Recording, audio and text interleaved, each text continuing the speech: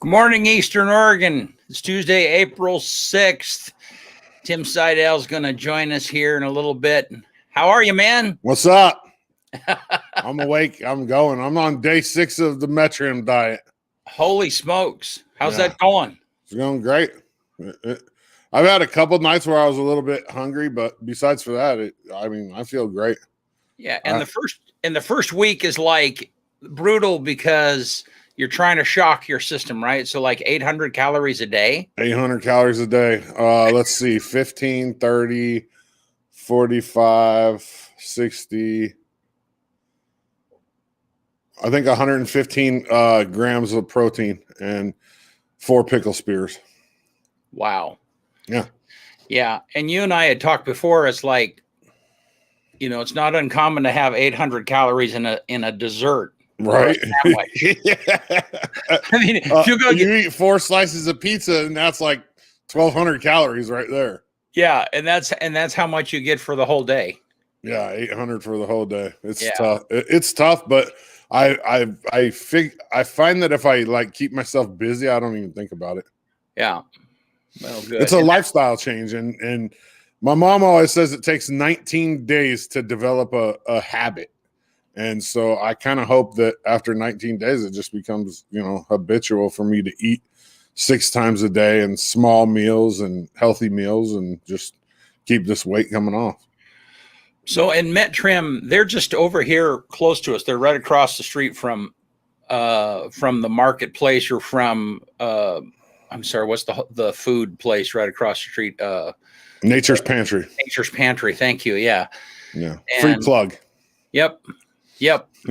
So yeah, it's been great. I went through the whole process of EKG, physical, blood tests, and then we sat down and we went through the food pharmacy and picked out what kind of drinks and shakes and bars I was going to have. I mean, these are the protein bars.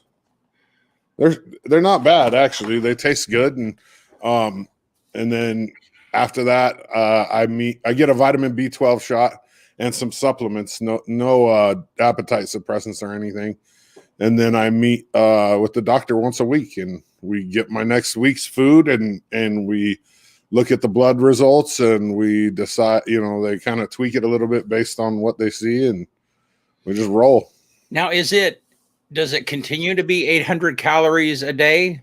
I think it goes up a little bit after the first 2 weeks. Okay. So I think after the first 2 weeks, I get warm food too, because I haven't had warm food in 6 days. Wow. Yeah, it's really weird. Like you're used to having at least one hot meal a day, And I thought I don't like hot liquid. Otherwise, I would like warm up because I can replace the pickles with a bouillon cube if I want for my salt for the day. Yeah. But I don't like warm, wet stuff. Like I don't like broth or coffee or hot tea so I've just been doing the pickle thing. I got like 3 or actually 5 different kinds of dill pickles at home. Garlic, spicy, you know what I mean? Just to keep it fresh. Yeah. Well, cool. Hey, Mike. It's exciting. You're joining us this morning. Mike, what's up? Yeah. Also, if you're listening in, say hi. We want to interact with you. Yeah, absolutely. Well, cool. And if you have any questions about Kyle's journey on this diet, please be sure and pipe in anytime. We'll be kind of talking. Yeah, I'm going to be 100% transparent. On my sports show yesterday, I did a little piece talking about the diet, and I posted. I threw up pictures of me without a shirt on right now, and I plan on doing it along the journey. And it is what it is. I don't really care. Yeah. You can see my. This is a gas tank for a love machine right here. Well, I have to. Yeah, I took those, and I'll just have to refrain from commenting. Hey, it's all coming off, man. My goal is 80 pounds in 8 months, and I've already lost 30. So you got to understand, I've lost 30 coming into this diet, like just trying to change stuff on my own, and then my goal is 80, but Doc says he's going to get 100 off me. Yeah. Well, and don't get me wrong. When I was taking your pictures, I'm thinking like, oh Lord, if that was me, how would I feel? Yeah. Yeah, So yeah. you're a It lot was. braver. I was a little worried about it yesterday, but then I was just like, you know what? I really don't care. Yeah. Like honestly, It is what it is. It is what it is. Yeah, it's not with a shirt on or without a shirt on. It's still there. Yep. Yeah. True stuff. Look at Oh that day, man, man. that mountain looks gorgeous today. These are the kind of days I love. Even though when I got up this morning and went outside to start my car, I was like, oh man, it was frigid. Yeah, it is a little chilly for sure. There was ice on my windshield. I scraped off a little box about this big to be able to see. I can just see you leaning forward. The only problem is right turns. Like I only have to make one right turn on my way here. And if you only get the little box on the driver's side, right turns are kind of tough because you can't see the curb. So I'm like leaning out, like looking.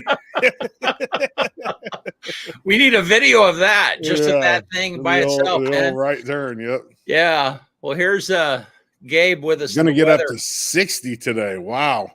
Yeah. That's awesome. Not much wind. I bet you. Oh, it'd be a great day to be out at Buffalo Peak. Man. I was supposed to golf this weekend in a scramble, and I completely forgot about the fact that there was an EOU home football game that I needed to be at, and so I was going to golf with a couple of buddies, and they ended up finding one of their sons took my place. But man, this kind of weather is what I need right here. Yeah. All right, and then tomorrow it's going to get even warmer. Yep. Wow, 65. Yeah. Mixed showers in the evening. Yeah. I think we're moving towards spring, BC. It's kind of looking that way, doesn't it? Yeah. I mean, the 49 at 9 o'clock in the morning, and then it's going to get all the way up to 65 in the afternoon. That's awesome. Yep. I'm excited. Super excited. I love nice weather. How was that game this last weekend? Oh gosh, it was a heartbreaker, man. We were up by we were up by a touchdown at half. We went up by as much as 10, and then in the fourth quarter we fell apart, and they scored a touchdown. We fumbled. So they scored a touchdown. We got the ball. We fumbled. They ran the fumble recovery back for a touchdown. We got the ball back. We fumbled again, and they ran the ball back for a touchdown, the fumble, and we ended up losing by 11 to C of I, and I hate C of I. I do. Hey, even at that game, they were arrogant. One of their coaches was talking smack to me, and I didn't even say a word to him, and I'm a member of the media. It was just it's not C of I. Their football team just doesn't impress me. Yeah, kind of. And I don't know anything about them, or I went to NNU, and C of I was a big rivalry of same conference. Yeah, of NNU, especially, just being a few miles apart from each other. Yeah. But, it's just tacky when athletes or coaches or whatever talk smack. Yeah. When they're not poised. It's like, for crying out loud. It's like there is an element of smack talking in sports, which I accept and I actually enjoy. But it's when you cross the line. And when I say that, I mean cross the line like you don't talk about people's parents. You don't talk to the media, especially if you're a coach. I mean, you don't stand on somebody's home field after you beat them for the conference championship right in their faces, like literally right in their face, waving at them, saying bye-bye. Like, you just don't do that. And so what kind of smack is okay?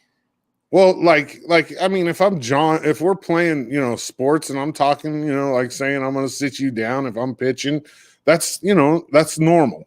Yeah. But I'm not going to sit there and say, like if you have something in your past, I'm not going to bring that up. Right. Like, you know what I mean? Oh, yeah, by the way, you got busted a year ago for a DUI or for, MIP. Ha, ha, ha.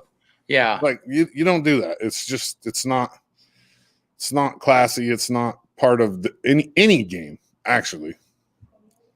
But talking about beating somebody or, like striking them out or, if you hit a 3 in somebody's face or like what Max did when he hit that game winner.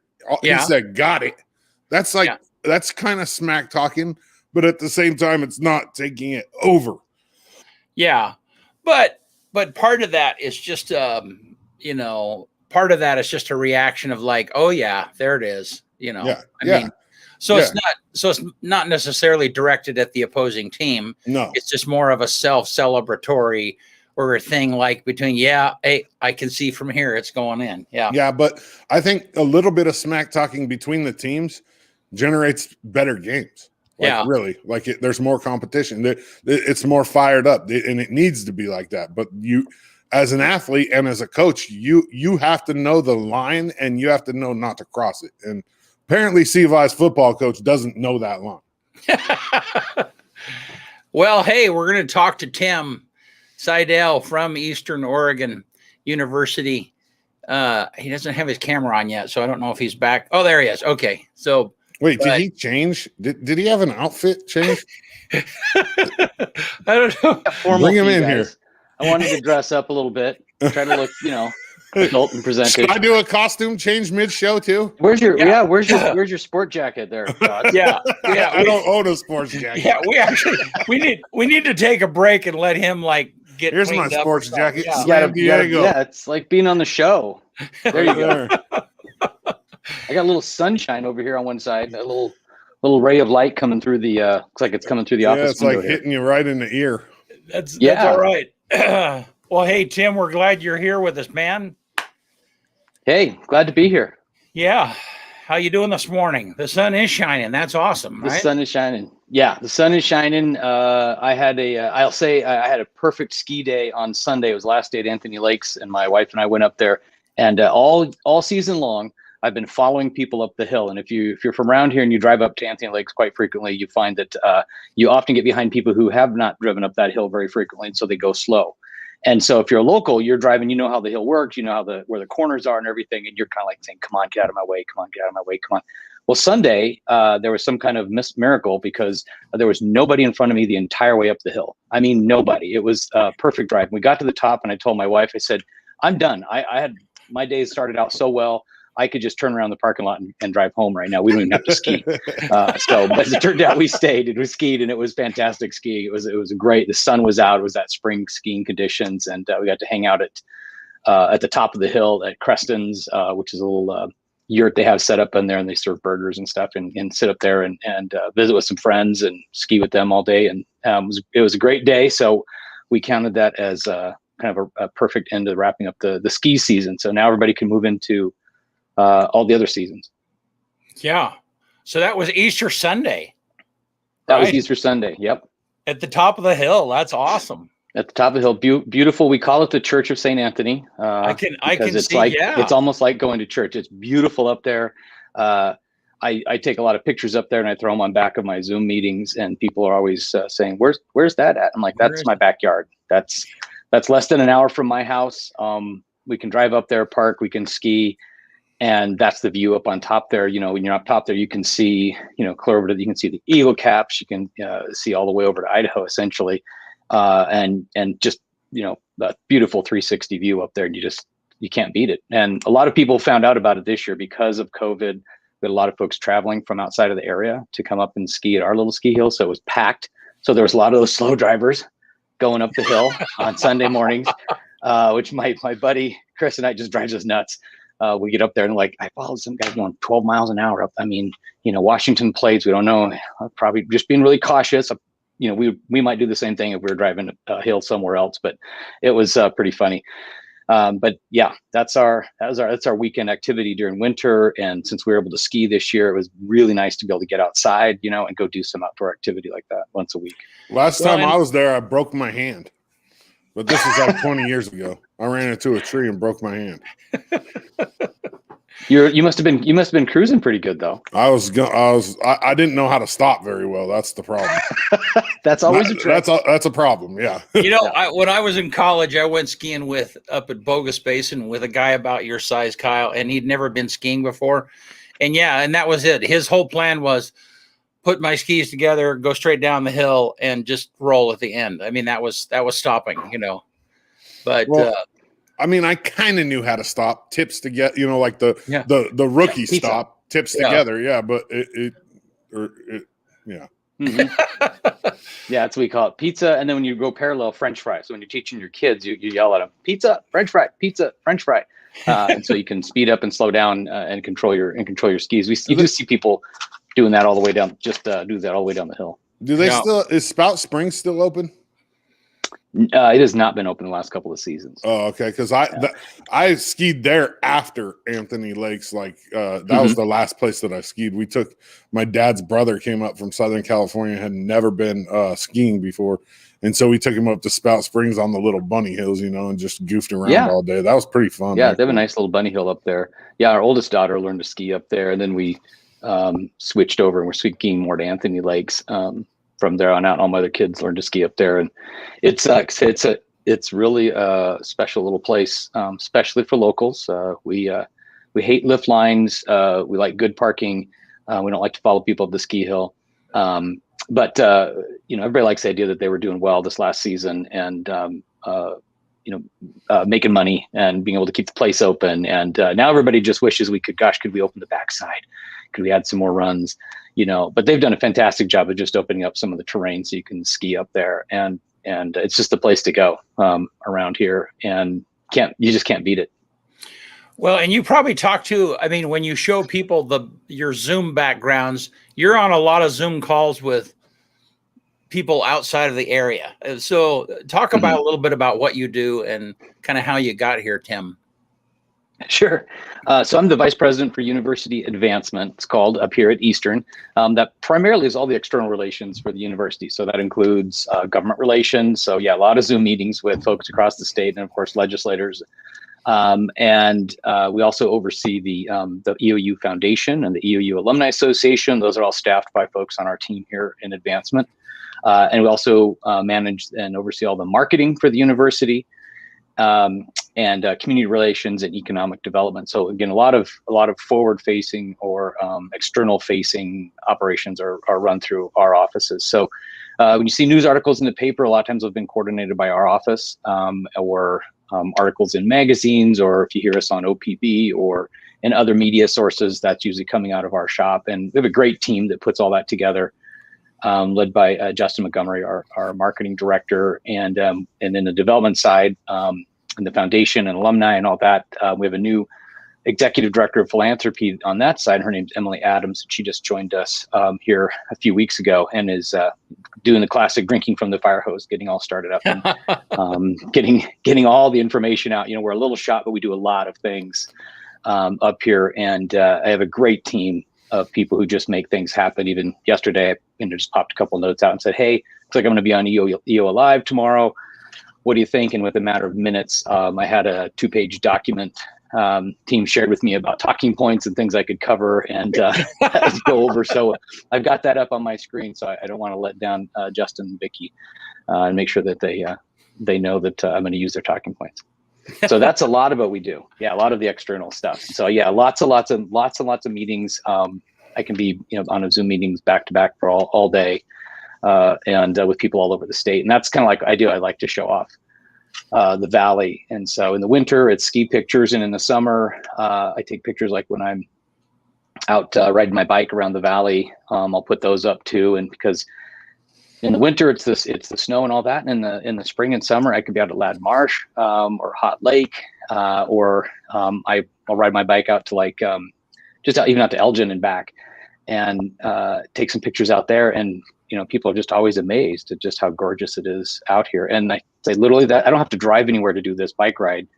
I take my bike out of my garage and just go down the road and boom, I'm out on Foothill Road and I'm doing the Ladd Marsh overlook and I'm out through Ladd Marsh itself. And then I go drive out to Cove and, have some ice cream out at the drive-in and then, ride back into town. My wife's texting me, are you coming home? It's like, I'm having such a good time out here. This is a blast. I like to show that stuff off, and then people are quite amazed. I work with a lot of people in urban areas, and there's benefits there too. But it's kind of nice when outside your front door is Eastern Oregon. Well, it's funny because you and I are Facebook friends, and on a Saturday, I'll see you'll post where your route was, and it's like oh, holy smokes, I barely got off the couch. It's not quite the same, but it's like it's not. Hey, quite that's my life, but it's like you're way more motivated. It's like, he rode out to Cove. Let's drive out there and have some ice cream. Yeah, you know. That's my stress relief after being in all these meetings and everything. I look forward to it. And you start craving it. You're like, okay, wait a minute. Saturday, I don't think I could do this and this in the morning. And then, oh, I got a little time here. Yeah, I could load up the bike, put my water bottles on it and get kind of organized and go out for a ride. And I could ride for like 3 hours. It's like, So I'm excited because I'm planning on getting a new bike this summer and be able to do some rides where I can even go further. Like I can, one of my plans is to try to ride up to Anthony Lakes and over the backside and come down through to like Red Bridge Park and just do that. And it's not a race or anything, but it's fun to go out there and just ride for a while, just be out. Yeah, it's beautiful, like I say, and you stage it. I know I can stop it. Like I can ride to Union if I can make it there. If something goes wrong, I can always stop and call somebody. And if I then get over the hill, I can get to like North Powder. Okay, great.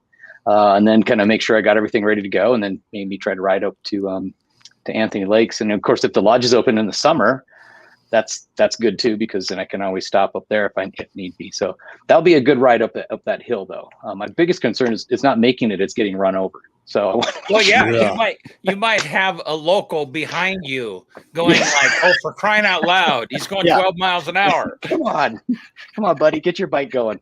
We're pushing it. Yeah. Yeah, you're right. Probably somebody honking and passing me and flipping me off or something. So sorry. Where's home at? Are you from around? Where you from originally? Yeah, so home is here for me. I was actually born and raised in LeGrand, and my folks are from Nebraska, and had some family. They had some family that moved out to Oregon, really out to the Springfield, Eugene area. Long time ago in the 60s, and they came out to visit them. And the story is that my parents, as they drove through the area, kind of jotted down some towns they thought were interesting that they wouldn't mind living in. And my dad always wanted to live out in the mountains and out in nature. And he was an accountant, a CPA, and one of the towns they went through was LeGrand, and they wrote the Chamber of Commerce and said, "Hey, I'm an accountant and I'm looking for work and out here in this part of the state. And if you have any openings or you know anybody, let me know." And he got a call from this little firm here that said, "Hey, we'd like to talk to you." So he and my mom came out and interviewed. It was a little firm back then. It was called Evison, Snyder and Lincoln. It's the firm that's up above Red Cross Drug. And they hired my dad, and then it became. There's numerous iterations. He had some great long names like Seydel, Lewis, Poe, Muller, and Gunderson. And, then again, I think now it's just called CPAs, certified professional accounting.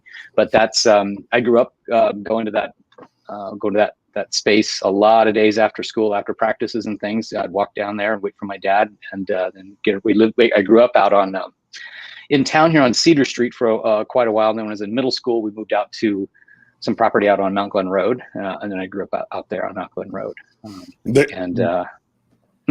was going to say they sponsored my soccer team in 7th grade. There you go. See, Everson, Lincoln, Seydel, and Lewis. Yep. So that was the company. So so I was born out here. Actually, my folks moved out here when my mom was pregnant with me, I guess, and I wasn't there. So they moved out there in the summer, and then I was born last day of the year, December 31st, out here, and grew up here. Went to school, went to Eastern, and then left. Went and worked in Montana, up at Carroll College, one of Eastern's football competitors. A great football program up at Carroll. That was really cool. And then we beat them 28-0 this year. I know, and I think I'm sure that's the most we've ever scored on them by far. Because back in the day when I was a student at Eastern, our football teams were really struggling, and we had a long losing streak there. It was right while I was when I was a student here, and then going to take a job at Carroll. Went up there and they just were crushing everybody they played, like 63-3 and things. And people would say, what's going on? I'm like, I don't know how to deal with this. I mean, we're winning. We win like every game. And they're like, yeah, that's how it goes. I'm like, no, it's not. Other teams lose. So yeah, right. I had to deal with that for a while, but then I worked there for a number of years, really fantastic place to work. But then I had another opportunity in Iowa. So I moved to Iowa and worked out there for just about 10 years. At another private school, a private Presbyterian college out there, and worked out there for a number of years in a little town called Storm Lake, Iowa. Was great living on the shores of a lake. I lived like about a block away from the lake, but the campus was right on the lake.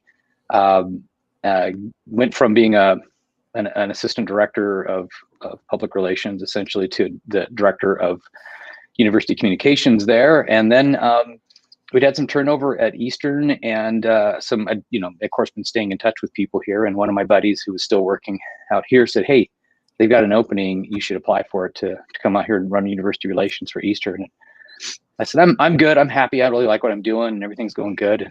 And got a couple other calls, and so I said, all right, I'll throw my hat in the ring. Came out, interviewed, and they ended up offering me the position before I left, which was really cool. So thought about it some more, and then it's like, my heart, my passion would really be, I love what I'm doing now, but it'd probably be even increased if I came back to Eastern and worked here. So I came back out and haven't left. Had other offers, but it's easy to be passionate about Eastern. It's easy for me to talk to donors or legislators about what we do here, because I truly believe that we change lives at this institution. I've seen it.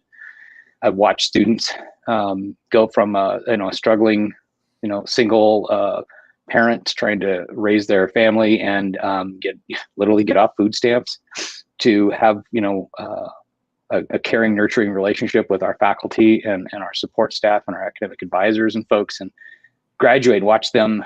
It's not like a 4-year program for them. For them, it might be 8 years, but walk across that stage and change their lives, and later say, yeah, now I can buy my kids Christmas presents. That's the power of education for me. It's something that you can change the dynamic of any situation, because you can go to college. There's not barriers there, and you can go from having very little to getting that degree and really changing the world around you. So it's pretty cool. And we're small enough, we know I work with the foundation too, so I can see the students. That student got a foundation scholarship. Alumni and donors have given back and said the same thing. This changed my world. I want to change it for other folks. And when you see that, you realize that that again, part of what makes this area truly special. I mean, LeGrand, I think, is a truly special community because of Eastern and what we have here, which is, a lot of other small towns would do a lot to try to get a campus in their community because of what it brings. So it's not just the sports, it's not less watching Mountaineer athletics, which is fantastic and always really fun to watch, but also watching our music and our theater programs. We do some shows here that just are mind-boggling. Yeah. That they pull out. And I remember watching Les Mis a few years ago, like, holy smokes, this is great. I mean, I had people come up and say, I've seen that on Broadway, and this is every bit as good. So that's pretty cool too. And what we can bring to this region is pretty special. Tim, to like kind of tie into your love for this valley, I talk to a lot of college athletes, like a lot, like all of them pretty much. And one of the questions I always ask is like, outside of athletics, outside of academics, what do you love about this place? And a lot of times I get, the environment, the mountains, the outdoors, but the thing that I get consistently and the most out of anything is these athletes love the people in this valley. And that's what I love here. Yeah. I mean, really. It's pretty. I mean, several years ago, I was riding my bike out in the valley, and I got a flat, and I fixed it, and I went a little bit further, and I got another flat, and it was sharp rocks, and I ended up swapping out, getting different tires later. But I called my wife, and I was like, "All right, I give up. I'm done. I changed 2 flats. Can you come get me?" And she was like, "Yeah, I'll be out there in a few minutes." Well, as walking along, local farmer spots me, pulls over. He's like, "You need a lift into town, Tim?" And I'm like, yeah. Of course he knew me because I think my dad had done his taxes, right? And so I was like, he had a flatbed. He's like, throw your bike on the back. I'll give you a lift into town. Where are you going? He's like, well, I'm going to the truck stop to have breakfast with some of my friends. But great. That'd be fantastic. So he called my wife, said, just meet me at the truck stop. So he hauls me into town and drops me off. But I hear stories like that all the time from people that don't know other folks. They just, are you okay? Everything, can I help you with something? And you don't, I'm sure if something happened and I just walked up to some farmhouse in the valley, they would help me. They wouldn't turn me away. But yeah, it's a great town for that. Well, so Tim, how are we doing? And by we, I mean Eastern, because you guys are and you're looking at your notes, like, how are we doing? Yep. Yeah. Now it's time to pull up my notes. Yeah. No. How are things going? How have you guys, I guess two questions. How are we doing overall, and how have you guys done during the whole COVID mess thing? How have you guys coped? Well, Eastern's doing overall, we're doing pretty well. We were in a really good position prior to this. Great credit goes, I think, to our governing board and President Insco for, we had a couple experiences for where things weren't going very well, and I think we paid attention the last number of years and really tried to ensure that Eastern was sustainable and could be successful. We did, I think, made some really good decisions about. We hired some new deans. We've expanded some of our programs. We've added new programs, and that helped as well. So we were in a good position when COVID hit. And, one of the big things we heard a lot is that schools struggled, universities struggled pivoting to remote education or online education, delivering those classes digitally to students, especially during the first part of the pandemic when we were really in lockdown and everything was going remote. Well, Eastern, because we have a 40+ year history of delivering distance education to people all over the state and beyond, we already had that experience. So those classes are taught by EOU faculty. So our faculty were ready to pivot. They're like, oh, okay, great, I can do this. And in some cases, they had to get a little creative, with maybe some of our arts classes or others where they had to figure out how to get clay to students, or if they just told them to use Play-Doh. But hey, we're going to take the class. We're still going to have the class. Get whatever you can use to we're going to work on some modeling. Or we're going to work on stage design and use popsicle sticks. We're going to figure out ways to make this happen. So we did pretty well in terms of pivoting and delivering those classes online. And then, starting in the fall, we really looked hard at, would we stay remotely 100%? And in talking with our students, they pretty much across the board said, look, the reason I wanted to come to Eastern on campus, come to our campus programs, was the in-person experience. I want to be in the classroom with my faculty. I want to be around, the residence halls. I want to see my friends. I want to have the campus experience. And so we pushed and ended up with about 50% of our classes in person on campus. And then the rest of them were either a mix of hybrid, meaning you might have been in class 1 day a week and the rest was remote, or fully remote. And we did that in the fall. And the big question there was, okay, when we do the big fall testing, when the students come back and we had them all go remote fully the first week so we could do adequate COVID testing. We found that our students really did well. We had very few tests. The numbers were quite low. We had very low positivity every term. And we were rolling right into fall term, and we had a lot of classes on campus, and that worked pretty well. And the same thing happened winter term, and the same thing happened spring term. Now, a lot of other schools have been fully remote. If you're a school like Portland State, it's really hard in an urban area to try to do in-person classes because of there's just so many people. The exposure is much higher. So they haven't been able to do the things we've been able to do, and we were really proud of that, and we really like it. And we've been able to then focus on our students, and that's the other thing that we've really spent time on, is ensuring we're connecting with our students. So that was another work. I mean, shout out to our student affairs team and Dr. Lacey Carpillo and her folks. When we had students, if they had a case, they had a case manager assigned to them. They had a staff member who was checking in on them regularly, making sure they had everything they needed. Wow. I mean, everything, right? It was not just your course. How's your coursework going? Do you have enough food? Do you need laundry services? What do you need? We were taking care of those students to ensure that they were not only just, it wasn't just to go home and take your classes there. It was like, we're going to check in with you and make sure that everything's going okay. And I think that bodes really well for continuity of students and for them to be persistent and stay in class, stay in school. And then we had we had donors step up to say, hey, we're hearing about students who are falling through the gaps, who don't have access to the resources, maybe some of the federal funds or some of the state funds. How do we help out there? So we had donors providing resources, and we were able to help students who otherwise would have fallen through into some hard times or just literally fallen through the cracks, and make sure that they had resources so they could continue their degree as well. So overall, we've been doing pretty well. It's not like it's not like we would have planned this out and said, what we want to do is go fully remote and go through all this, because it's a challenge. I could tell you there's been a lot of quiet days. I come to the office and I wave at folks in my team, and then I go into my office, even like this morning, close the door.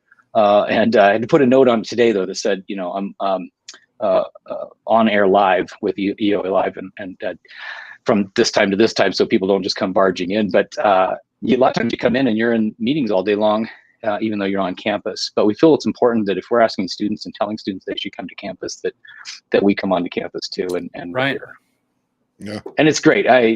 When I leave campus, so many days I walk. I mean, this is even in winter. I'm walking across campus, and I could hear our teams, our athletics teams, out of the stadium practicing. The lights were on. They were out there. That turf over there has been a godsend, I think, for the entire community. The fact we have artificial turf on that at that stadium, that place is. I was talking with Angie the other day, our athletic director, Angie Weisenfluh, and said, I don't know if it's kind of some kind of blessing or somehow, but we got that turf just a couple of years ago, and then this pandemic hit.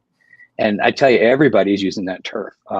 My son played high school soccer with LHS, and they were out there like at 6 a.m. Doing practices, and I'd drive by sometimes 10 o'clock at night, and the lights were still on, and they were still out there practicing. Not just the soccer team, but all kinds of other teams. It was just like team after team after team, and that's again just a great thing. Other places weren't able to do that but we had access to some great facilities like this. So it's neat when you walk out of campus and you hear students outside playing ball, even if it's just a pickup game, or you hear the teams practicing over at the stadium or one of the practice fields.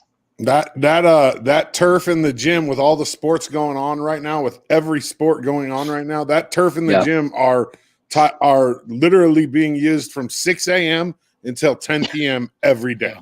And for people that don't really put it all together, the reason the turf is important is because, unlike grass, it doesn't fall apart when it's wet. Is that kind of the thing? Yep. And it sheds the snow quickly.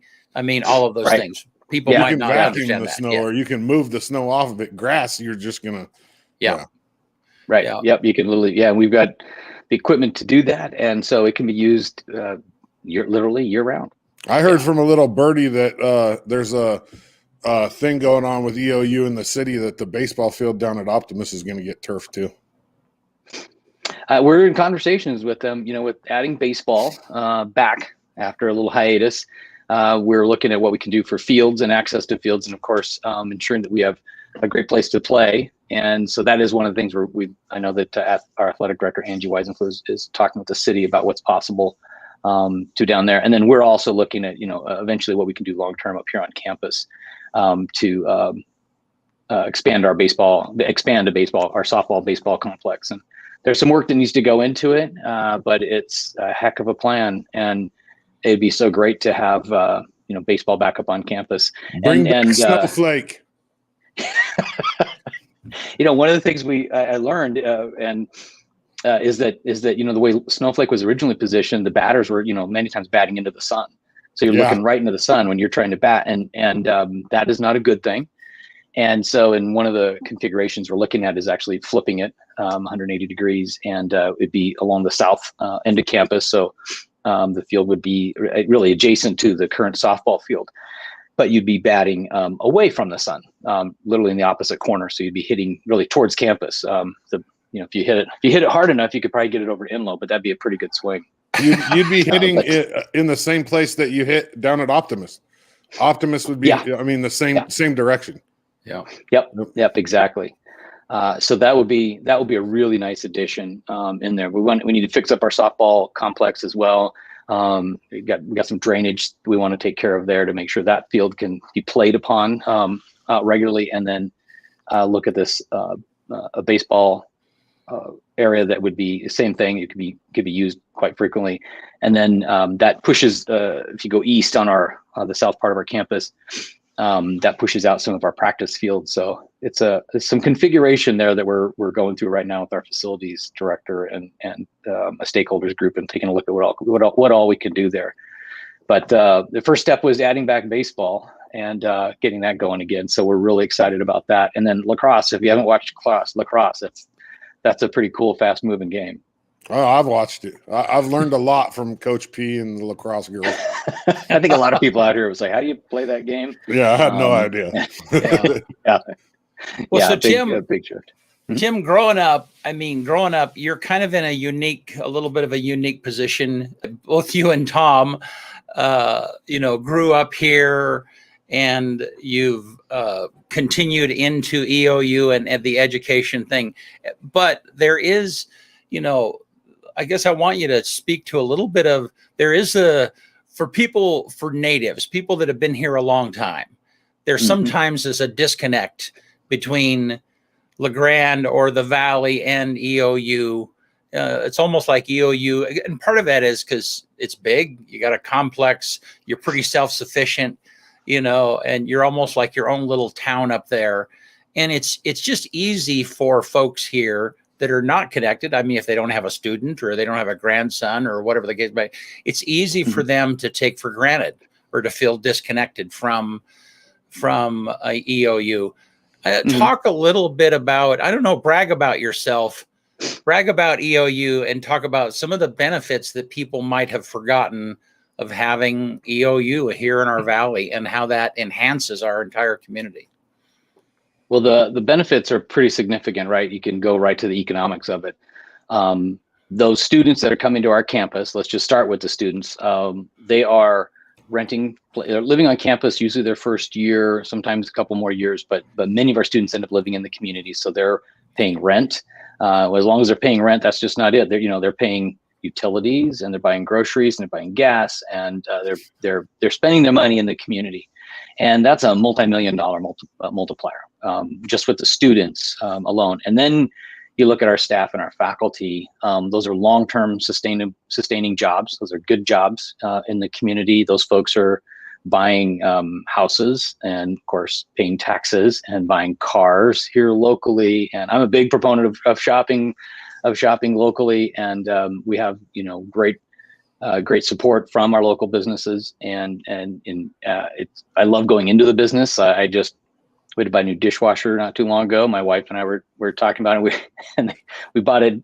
And the guy who sold it told me, was saying, "Hey, I just had other people in here from Eastern a little while ago, and right after me, literally, I passed a colleague who was on his way down to that same store to buy another appliance." So that really turns over in the economy quite significantly. So those are, and then. There's just that. Then there's all the services that the university itself pays for, right? Electricity and water and all of that we put into the economy too. So it's quite a substantial little business here that's going on. With if you take our budget and you multiply it 2 or 3 times, that's pretty conservative economic multiplier.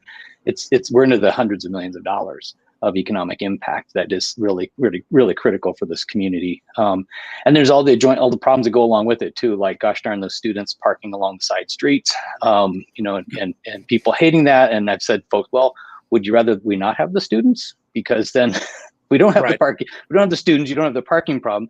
I kind of look at it as like, I'd love to have parking issues all the way down to, all the way through town, because that's as we're growing. And of course, we wouldn't let that just persist. We would address those issues, but it's great to have a growth issue on campus and have students being here in the community.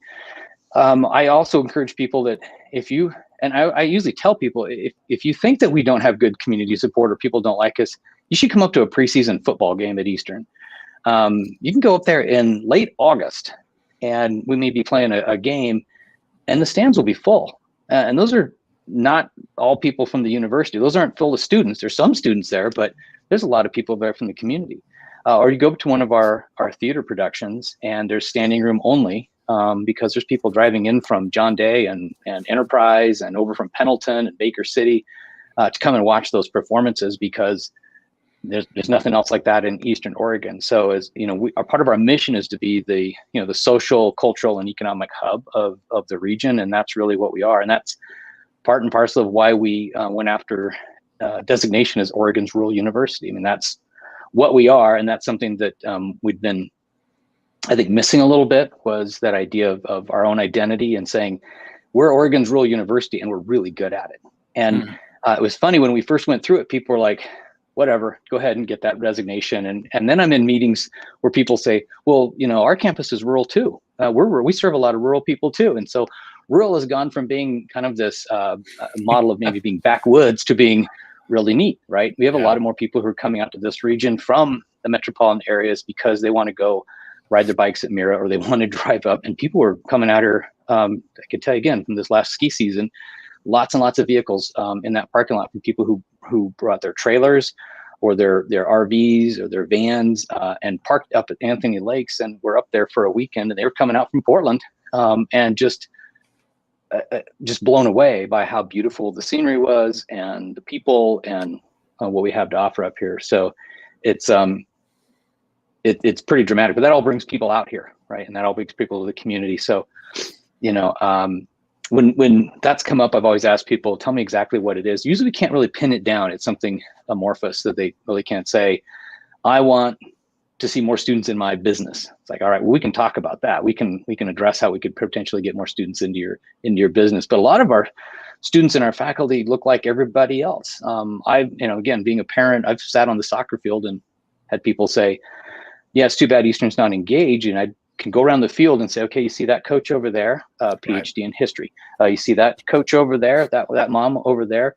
She has a doctorate in, economics. And you see that person over there, that's one of our vice presidents. That person, that's a director over there. And go around the field and talk, because we don't have an emblem, a tattoo on our forehead that says EOU. They don't know. I was known for I'm known a lot as Jack or Maddie or Lily's dad, not as vice president for university advancement. And you'd get into a situation and talk to somebody and you'd say, well, they say, what do you do? Oh, I work up at Eastern. Oh, okay. That's cool. Yeah, right. I just always knew he was Jack's dad. It's like, well, I'm Jack's dad too, but it's again that, we're all just people, and it's recognizing that Eastern is, the theme might be that it really is Eastern's everywhere. I mean, between our students and our faculty and our staff, they are everywhere. And if you don't know, the person sitting behind you in church probably is connected with some way to Eastern. We did a survey a couple of years ago with some downtown businesses and found that over 50% of the people coming into their store had some connection to Eastern. Yeah. They were either an alum, or they had a spouse or a family member who worked there, or they had some kind of connection. And we asked them just to fill a little survey and just tell us how you're connected to Eastern. And half of the people were somehow connected. Like I said, they're graduates, or they knew somebody who worked here, or they had a family member who attended. So it's pretty. Actually, I would argue that it's actually tighter than some people might think. I knew Michael Fields for like months before I even knew he worked at Eastern. Right. Like, you're a professor? Oh, yeah, wow. No idea. Mm-hmm. None. Yeah. He coaches football at the high school. He supports local businesses, because the way I met him was he shared. My brother-in-law owns Hobby Habit, and Hobby Habit made a post, and Michael Fields shared it, and I was like, oh, because I had talked to him a couple times through sports, and I didn't really know him very well, but I was like, oh, my brother-in-law? He's like, no, I just like supporting local businesses. Yeah. And I was like, oh, I got to meet you. Come down to this, let's meet. And then it took like a few months before I ever even realized he was a professor at EOU. Yeah. Yeah, and I had the same experience with Scott McConnell. I was on a Main Street committee with him, and we talked, and it's like, oh, yeah. So you're right. There's a lot, and people don't see that. They don't necessarily know that. So yeah, you just don't make the connection, because it's easy not to. You don't know until you realize it. And same thing for the school district, and even the hospital. People don't know that. That person at the table next to you is an oncologist. They just don't, because you don't know. They just look like normal people, and but we're all here, and we're all part of the community. So, yeah, that's something that it's in. I grew up coming to campus. Of course, Tom was on campus probably even more than me. But a lot of our staff have grown up in the community and came back and are working here at Eastern. And again, I think that makes a difference in that we understand what the community is like and what the region is like, and what it's also like to live here. But we've also found we're attracting a lot of great employees who want to be here for the same reasons. We don't apologize for we're in a small community in Northeast Oregon. We tout it, and you find the right candidates, and then you say, heck yeah, I want to be there.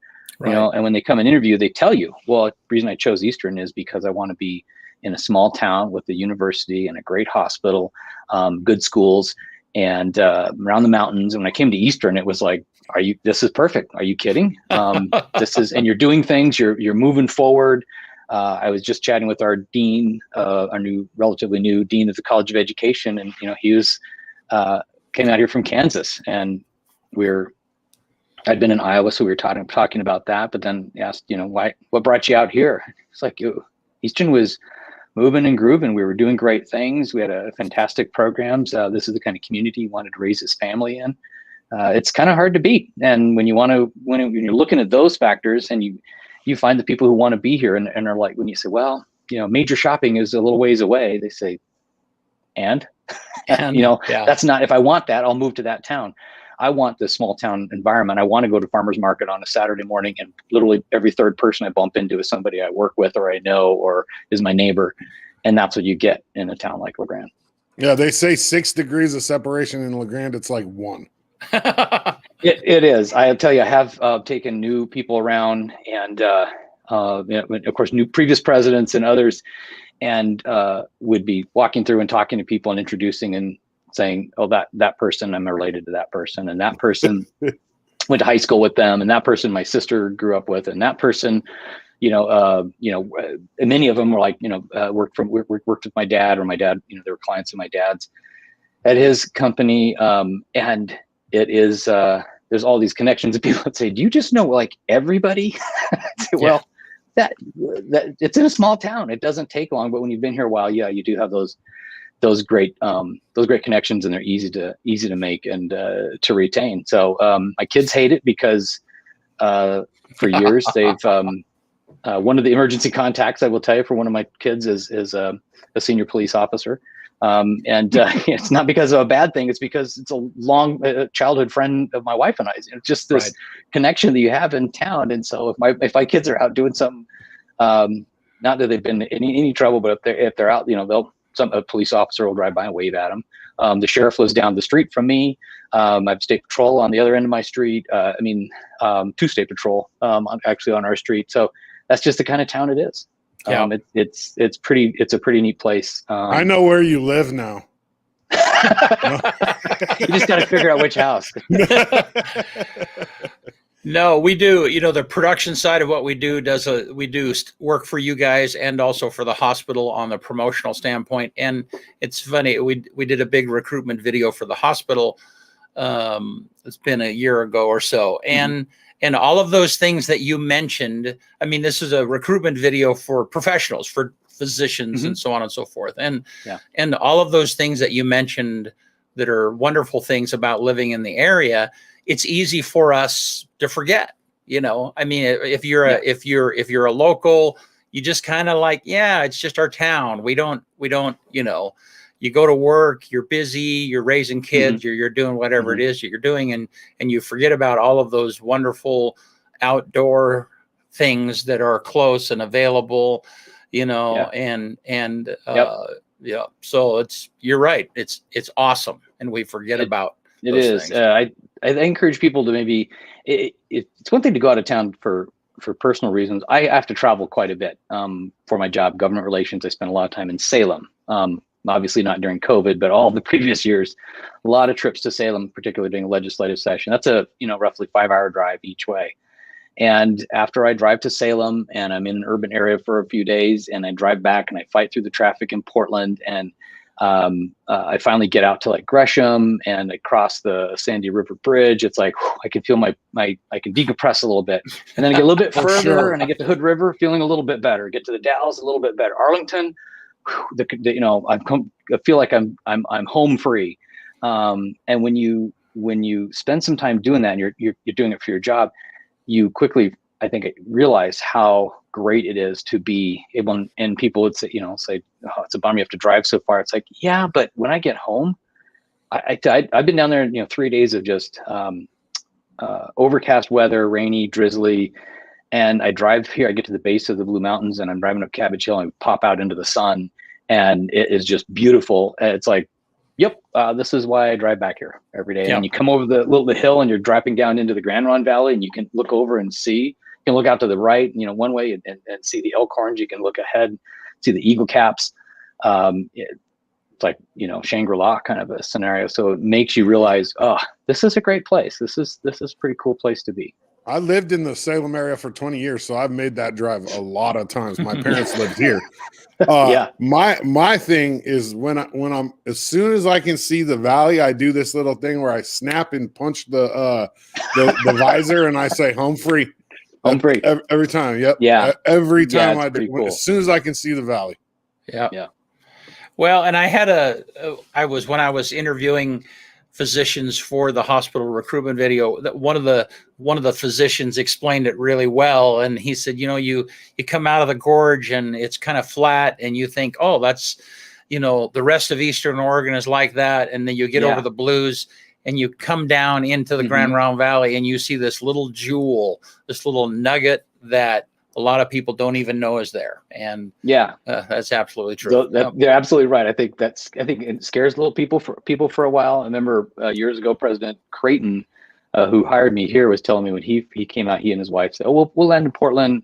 They're from the East Coast. We'll drive out. We want to just experience all of Oregon." So they were driving out, and he said after a while, his wife, and out by maybe like Boardman or so, his wife leaned over and said, "Are you sure you're going? We're at the right place. I'm a little concerned here," and because she'd heard all about this beautiful scenery, and he said, "Yeah, just hold on." And as they drove up into the valley, into our valley, the Grand Round Valley, she said, "Oh, this is beautiful." Yeah, right. This is so. Yeah, but that drive could be, I think, probably a little scary for some folks. It's like, wait a minute, what's going on here? But it is that you go from urban area up, then you can follow the Columbia River, and you get on the plateau, and then you can get up into the mountains. It's just gorgeous all the way around. I love that people on the west side of the state call us Central Oregon. That's fine. Keep calling it Central Oregon because then everybody's going to go to Bend instead of coming here. I'm good with it. Yeah, that's the classic story, right? Everybody wants to go to. We'll meet halfway. Let's meet in Bend. It's like, actually, it's farther for us to go to Bend than it is to go to Portland. Well, not that we don't like Bend, but we can save an hour. I meet my ex-wife in Biggs. That's where we meet for the kids, and it's there you go. Perfect. Yeah, it's a nice little truck stop. It's perfect. Yeah, that's one of my regular stops along the way, because if I can make it to Biggs, because I can get in and out of there, right? I don't have to jump off the freeway. You don't have the traffic.